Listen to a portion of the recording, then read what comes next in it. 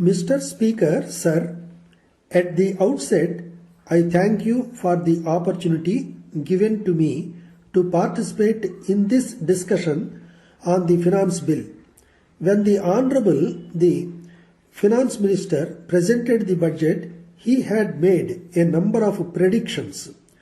In the course of the few weeks that have passed after the presentation of the budget, we have found that some of his statements have not been justified.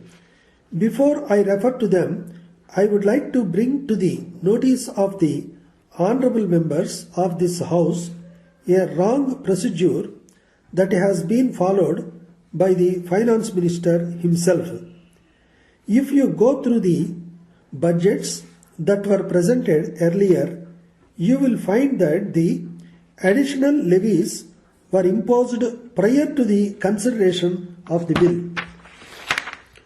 When the Honourable the Finance Minister rose to reply to the general discussion on the budget, he reduced certain levies and eliminated some other levies. This is only fair, but he introduced an additional levy on cigarettes. I do not want to go into the merits of the case, but according to the conventions and traditions of this House, such a levy will amount to presentation of a new budget. Such additional taxation can be imposed if they are found necessary only on the occasion of the consideration of the finance bill. I expect, and the House also expects from the Finance Minister, a clarification about this method when he replies to the debate on this bill.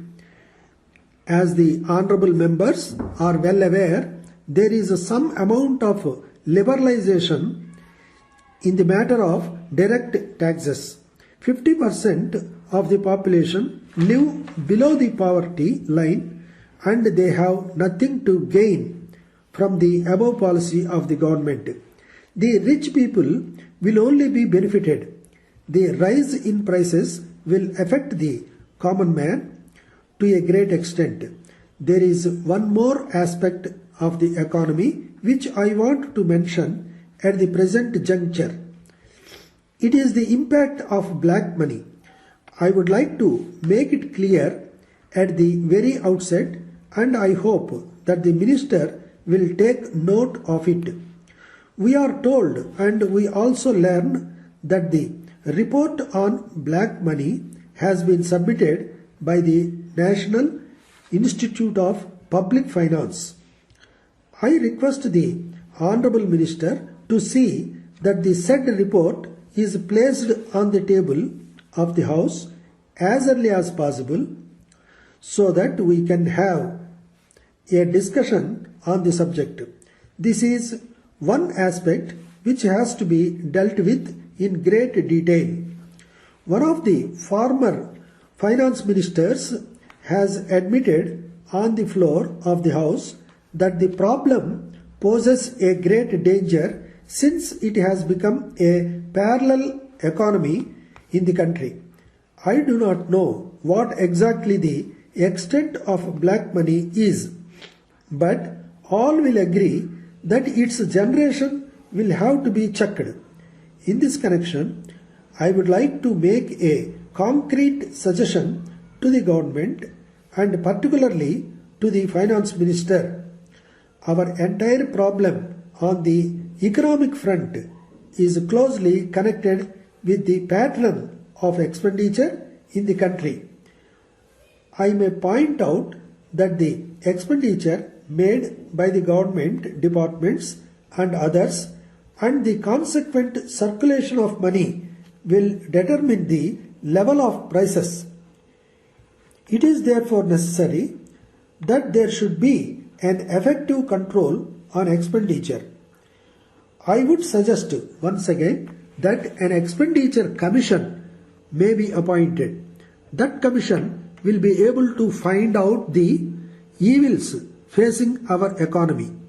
Wasteful expenditure will have to be avoided by all means. With these few words, I resume my seat now. Thank you very much.